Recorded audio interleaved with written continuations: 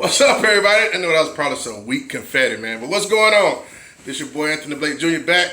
Another episode of Flawless Fantasy Football. Check it out. Happy New Year 2022. Knew it's been a little hot minute, but I had to bring you guys up for a nice little update and a little wrap up of the 2021 season. First off, I want to say thanks. Thanks to everybody that participated.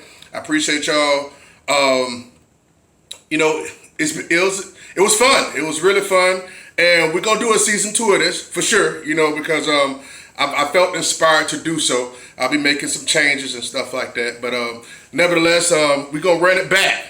We're going to run it back because I have a good feel for you all. You all have a better feel for me. I've learned some things as well, and that's just as important because nobody knows it all. Everybody has room for growth. You know what I'm saying? No matter if you're a content creator or if you're some expert, as they say. But at the end of the day, we all have room to grow. Like, let me give you an example before we get into it. Like, I never really particularly took to PPR leagues, okay?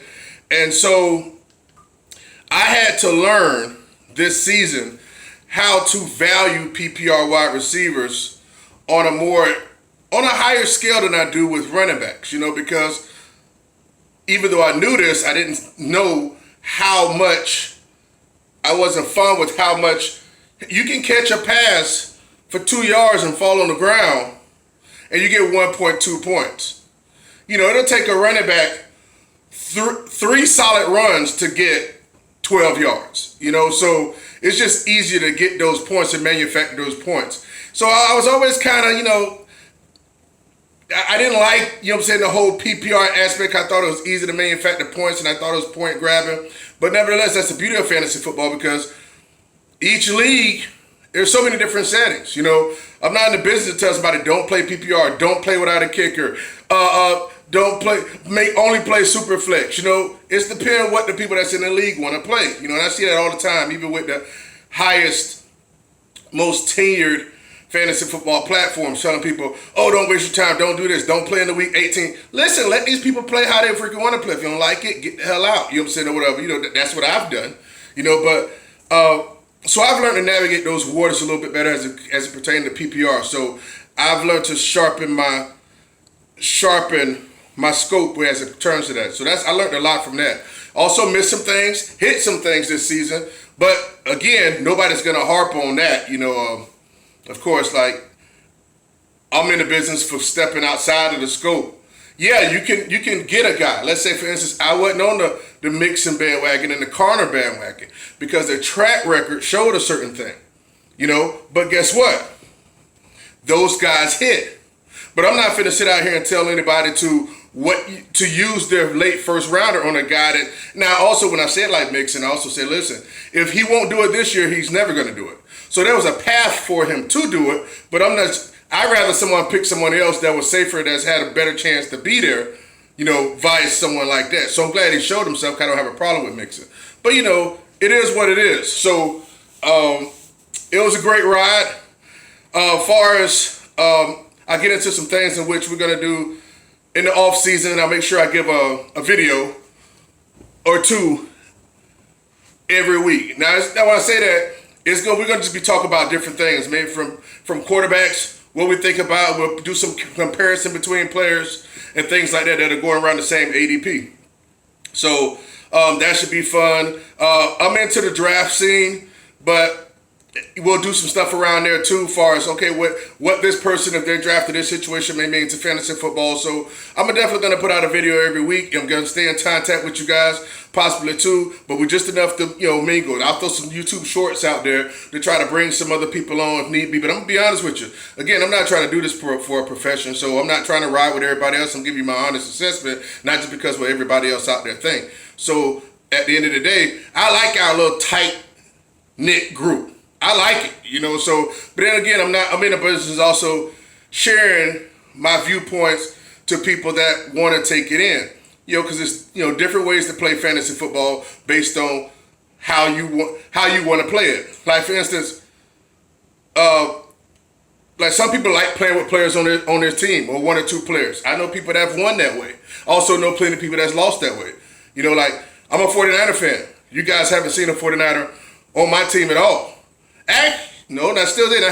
In one of my leagues, I didn't pick up Fred Warner, and I chose the linebacker for Philadelphia this year. Because guess what? I don't have to play with somebody that's on my team, but all depends. Some people want to win a certain type of way, and there's nothing wrong with that. All right. Without further ado, let's just talk about. I'm trying to make this part short and simple. Okay, remember I had 3 teams. The first one was the Fly Like an Eagle football team, where it's 12 teams, standard scoring. It's all the way through week 18, no playoffs, best records, and points is a tiebreaker. Then we have the league number 2 that I'm in. This is my first time in this league, competitive league, and it's a playoff league, half point PPR. All 3 of the leagues that I was in was different. Half point PPR, 12 players, and 12 owners, and I had the first round bye because I was the number 2 seed. So week 15 I had off. And the third league was the Megla Bowl, the fantasy footballers, one where out of 15,000 players, there's only one. The playoffs start week 12, yada yada. So I know about that one because I thought the playoffs start week 13. This and that, so we really don't pay attention to that one anymore because really you're not going to be a winner out of number 1. Well, somebody's going to be a winner, but due to COVID and all that type of stuff, because you got whoever's on your team at the playoffs, that's who you have. There's no waiver pickups.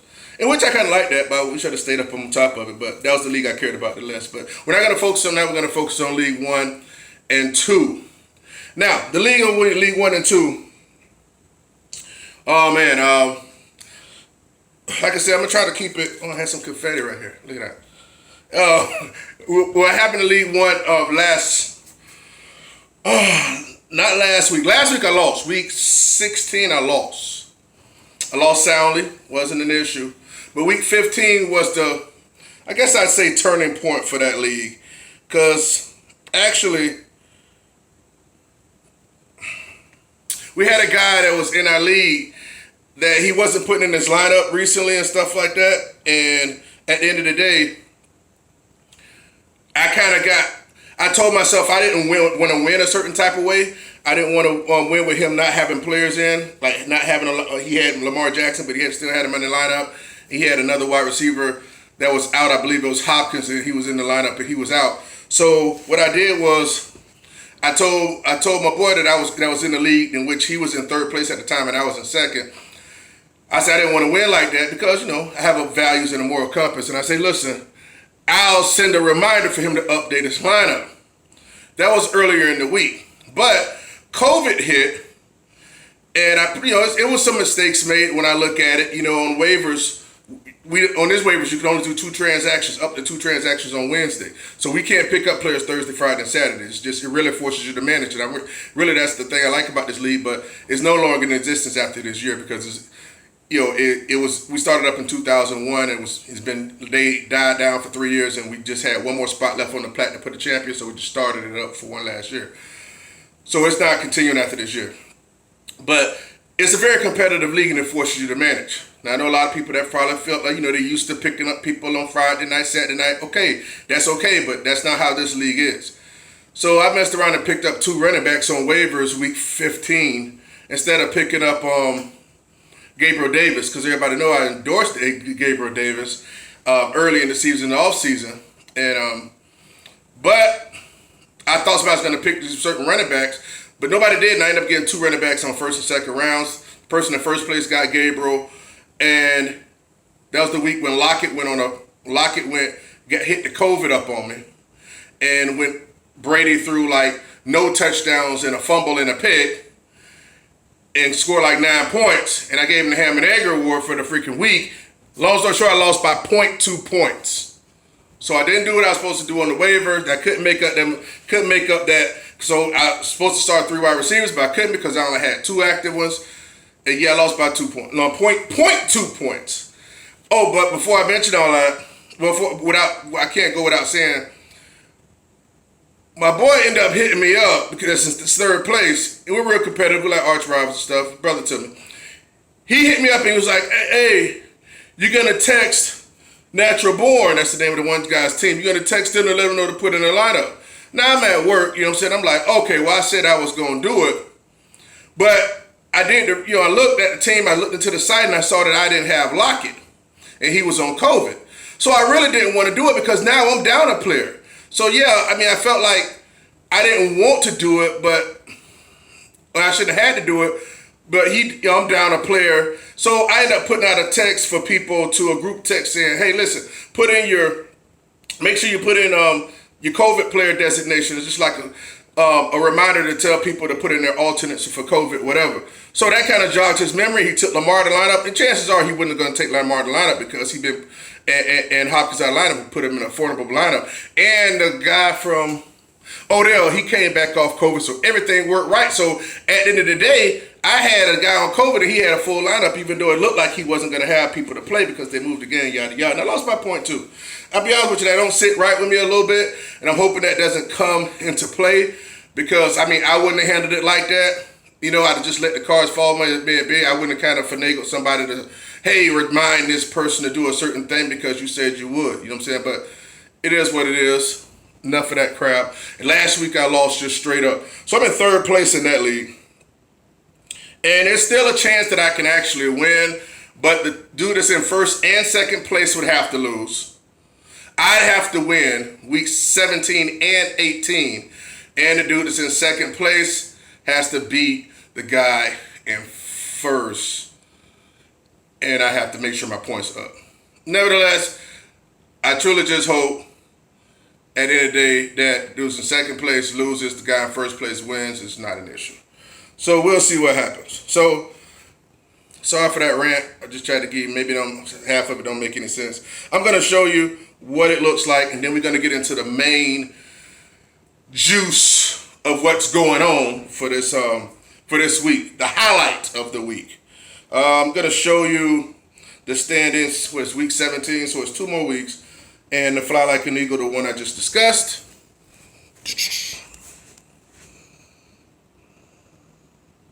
There's the league settings. Cable Guys in first 11-5. He's lost 2 straight as well. Magnificent, Prophet, Code Red. So I got that L2 streak, not too nice.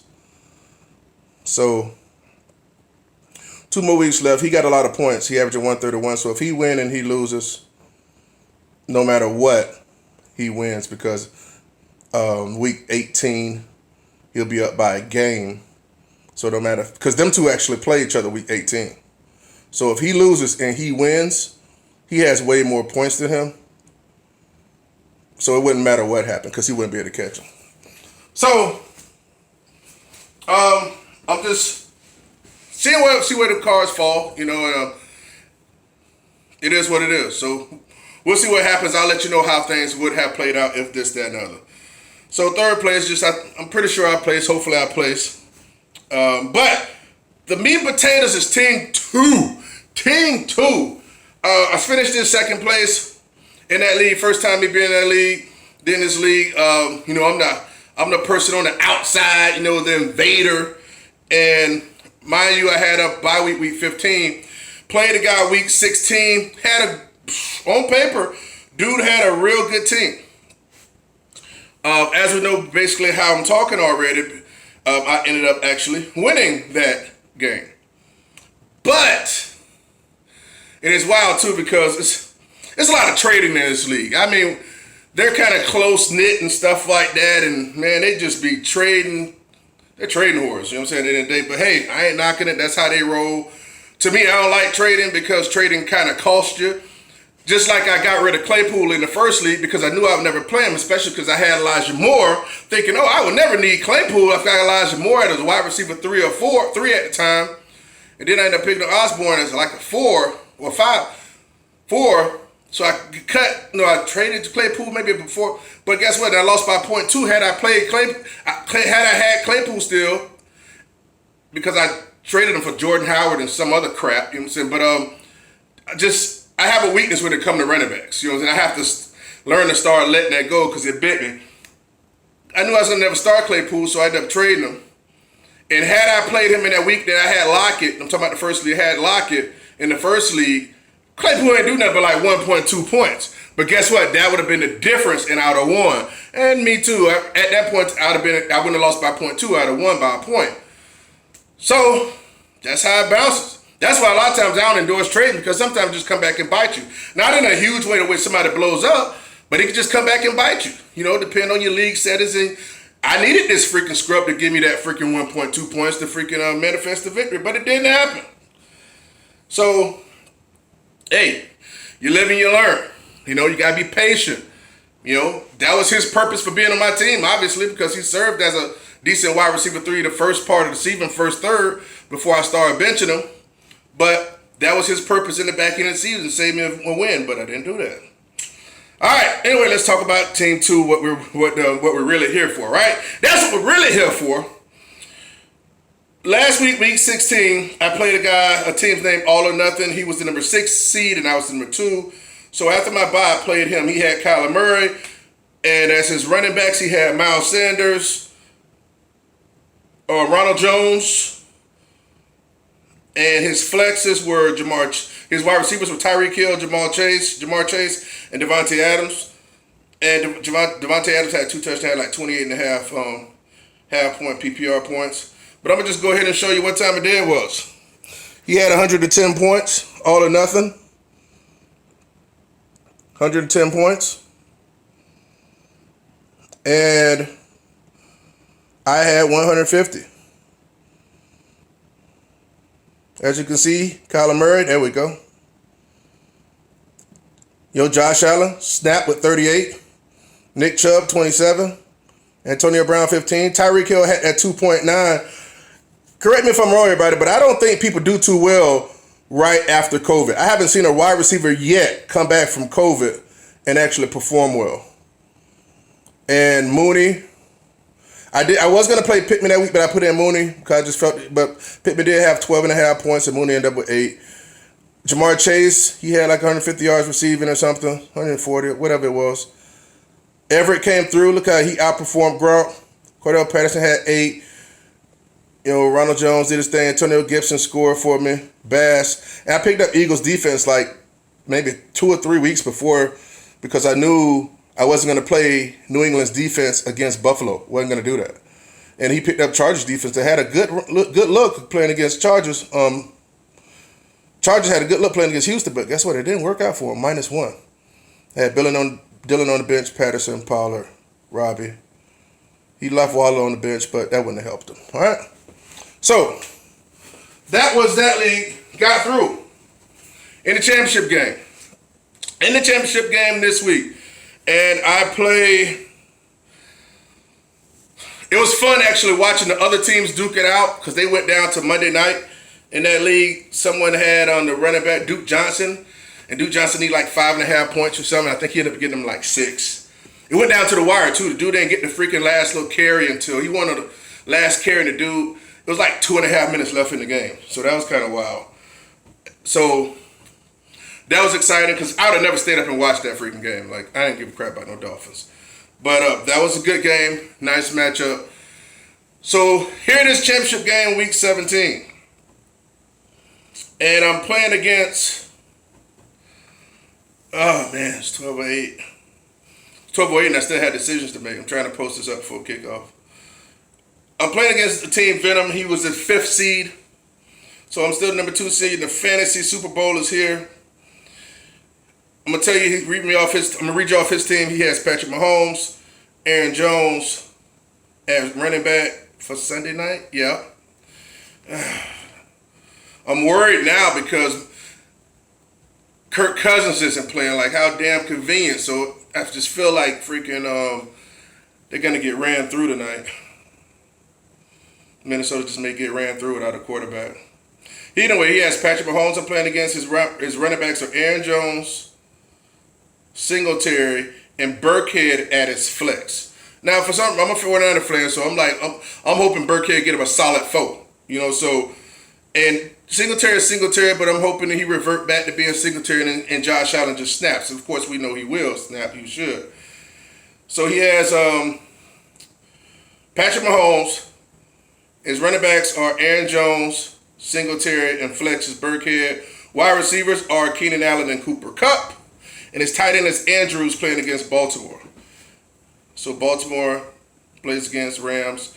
Andrews plays against Rams, and Cooper Kupp plays against Baltimore. Cooper Kupp should eat, of course, but at least I know that damage because I believe that game is at 1. I think I'm not sure. So at least I'll know early. He has Tampa Bay kicker. Not really worried about that because they should be scoring a lot of touchdowns against Jets. And he has Packers defense in which he picked up another defense. He had a sorry defense. He ended up picking up Steelers, so I wasn't worried about that. I didn't like it because it was Monday night. But then somehow Green Bay got put out there. Maybe somebody dropped him. I have to look at that because they be trying to be slick over there. I think somebody probably dropped Green Bay and he picked him up. But I'm going to take a look at that because I can't really look. I'm not going to look right now. Because, nobody wants the new guy to win. We know how that goes. Because when I looked, I don't think they're out there. But maybe they were. So that's a great play with, being home against Minnesota, tonight. It's like, I just hope they just give it to Dalvin and shove it down Dalvin. Just let Dalvin freaking. Only thing I'm asking for is them to score, Minnesota to score 17 points, and don't let them have a special teams touchdown or defensive touchdown. That's what's going to kill me. But outside of that, they're predicting 114 to 107 in favor of him, but we know those predictions don't mean anything. So this is the lineup from Fantasy Super Bowl Week 17.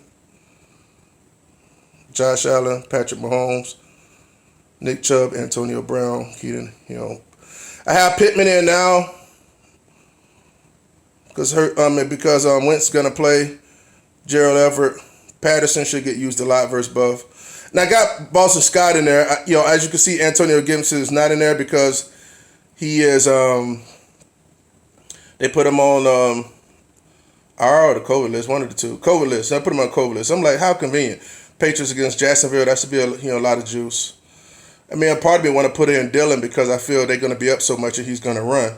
But I got to go for the upside of Scott right here playing against Washington because I'm not going to bench Chubb or Patterson. So, but, we'll see what happens. And I got Gainwell, Stevenson, Mooney. I'm not going to play Osborne because he's out there, so he's not an option. But I may play Mooney instead of Pittman because Wentz just coming back. Get back, man. So we'll see. My team I have for the championship is Josh Allen, Chubb, Patterson, and Scott at the flex. Wide receivers are Antonio Brown and Pittman for now, and Gerald Everett, Tyler Bass, and Patriots defense. So hopefully I make it rain. Hopefully I can pull it out. I got my son, he ran into the low week with it that nobody was actually scoring. He ran into a buzzsaw with Travis Kelce, scored like 40-some points. He lost by like close to 20. So he lost first round of the playoffs. And my guy Derek, that I coach, locally per se, he's in the semifinals. He plays in the league where the championship game is in week 18. So hopefully he can press through as well. To be honest with you, if I could sell a victory here, if I could, I'd give it to him because it's more about their success, y'all's success than mine. But I'm just keeping you posted. Hopefully everybody have a great week 17. Can't wait to run it back next year. Get more structured and be more precise in what I'm doing, time-wise and everything else. But I want to thank everybody else again for riding with me and rocking with me, effing with me the long way. And I'll let you guys know, give you a update on if I win or lose and what other people did that's in the circle. Big shout out to you guys who've been following me. Kanoa Bill, I appreciate you. You've been interacting a lot with me on Facebook. You kind of inspired me to actually come back and do it again on Facebook, on YouTube. And, I appreciate you among the rest of everybody else that rock with me this year. So, again, thanks a lot. Let's have a great 2022. Let's prosper through this thing all the way. Keep your head up. Stay inspired. Stay focused. Stay positive. Anthony Blade Jr., Flawless Fantasy Football. Let's get it, baby.